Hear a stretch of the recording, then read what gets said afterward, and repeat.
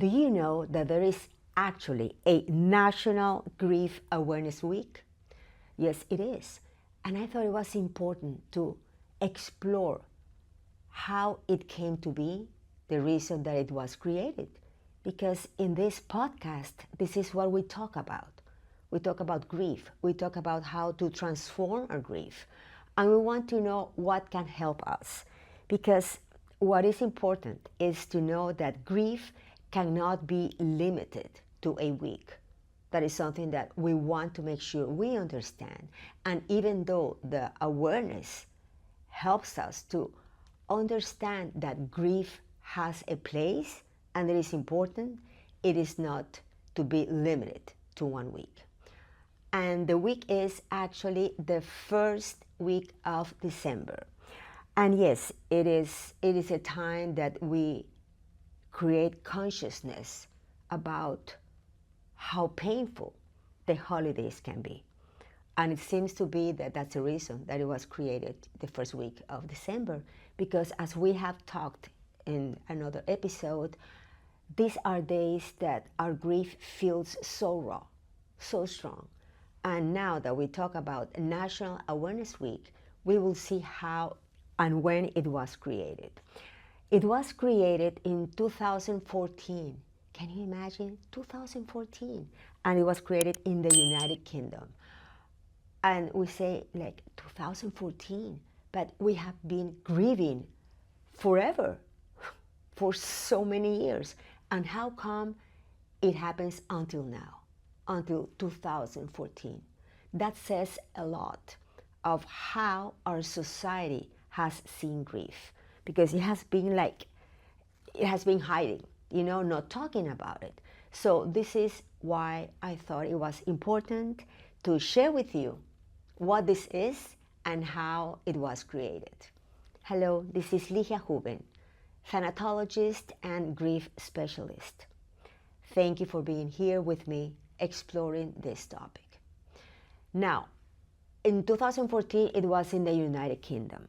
Now, in the United States, it was later following United Kingdom. And the thing is that with COVID, what happened with that pandemic, it created much more awareness, because it was understood that we need to express how we feel. We need to be acknowledged of our grief.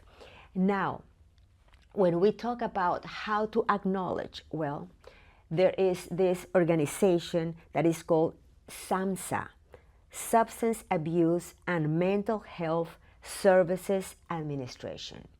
And they come up and saying that it was important to dedicate this week to create the grief awareness.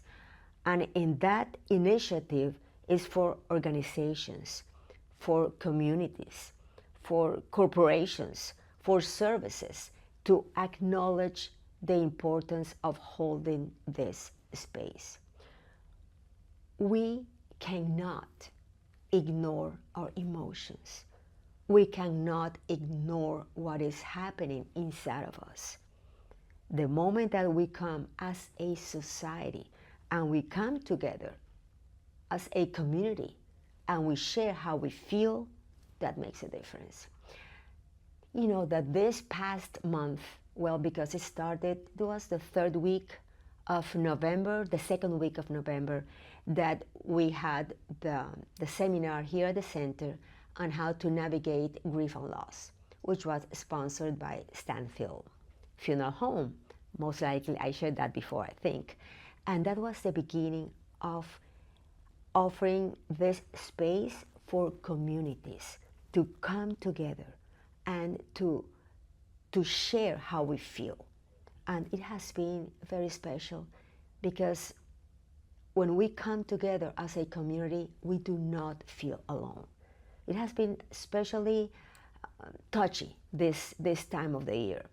We had that at the end, the mid-November, and then we started with our grief group, the program that is 8 weeks. We started on November 24th, because I wanted to start it to offer the space for the griever, during the holidays, because it's when we say, that this is really strong. So with that, we started November 24th here at the center, sponsored by the Humana Foundation through the Alliance for Aging. I am putting all together the things that we have been doing. Now, I offered in December 3rd, I offered a ritual here at the center to honor our loved ones. And it was so beautiful because people could come again together. That's what I've been noticing and I've been witnessing. The different settings, first a seminar/support group, then the program, the 8 weeks, then the ritual to honor our loved ones. Then we had a workshop on December 6th. This was at St. Hugh Catholic Church in Coconut Grove, Miami, Florida. And again, this was transforming grief through art. Again, offering the space, people coming together, people sharing. And I have been noticing the value. Of course that I know how it is. However, I have noticed the value in different settings and have had people who have been in most of them. So they have had the opportunity to share as a group, in the 8 weeks program, to share in a ritual to honor their loved ones, to share in transforming grief and loss. And because this is in the holiday seasons, what we did, something as art, was to create an ornament. It was so beautiful to put together the ornaments because we also had like a flat wood and it had a rope that it could be hanged from the Christmas tree.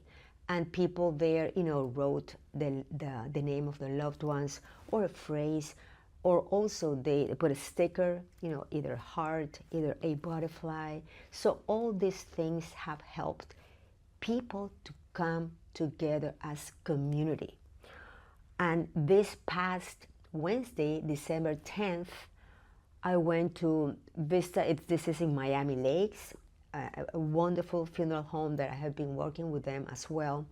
And it's Vista Funeral Home, and they work together with Vista Memorial Gardens, the cemetery next to them.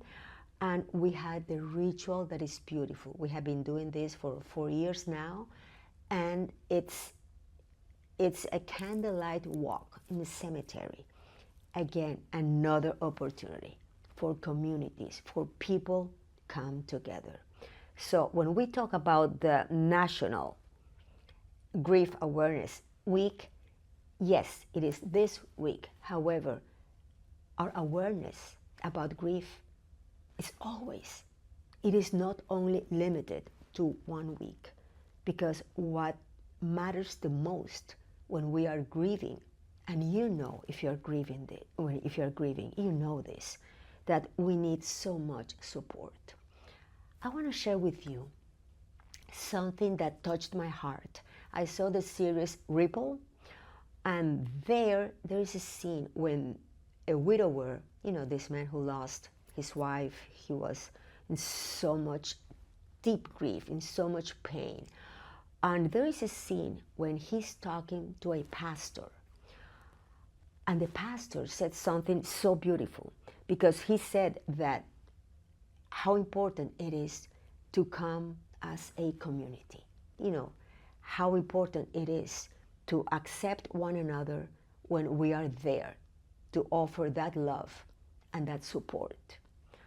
And it's so amazing because in that series, when this man, this bereaved husband, heard the pastor, it was like so uplifting for him. And you know what? He changed. He started, sharing. He started living his grief, yes, but under a different light. And that's what support means. And I hope that you have had, support in this time of the year, that you look for support, because it does help. Being with family, being with friends. Something else I'm going to share with you, because this time of the year has been, very special, very close to my heart. I also attended a celebration of life of a dear friend who lost her husband, and it was such an amazing celebration. The event, people talked, it was for 1 year anniversary, so people talked about her husband, and they said all these beautiful things about him, and she felt accompanied. That is what we talk about when we come together. I also had the beautiful opportunity to be at a dinner, a very special friend, having a dinner with friends, with family, to come together in times of loss, in times of grief, and how important that is. What a difference it makes. It makes for the person who's grieving, and also for us, for family, for friends, to know that we can be there to support one another. This message today is something that I said it as well, as all messages, right? That I said with all my love. And it is not only for the griever, but it's also for those who accompany the griever. Be there for them. Offer your support. Offer your understanding. Offer your presence. Something else I want to say from Ripple, that series, because there is an instance when someone is sad and is grieving a breakup, actually, and the man says, I am here for you if you want to talk or if you don't want to talk. Isn't that powerful? Because it's presence that we need. So I hope that this message has touched your heart. If you liked it, I would appreciate if you gave me a like, if you subscribe, and you share it with others. You share it with others who are also grieving and need that type of support during the holiday seasons. From my heart to yours.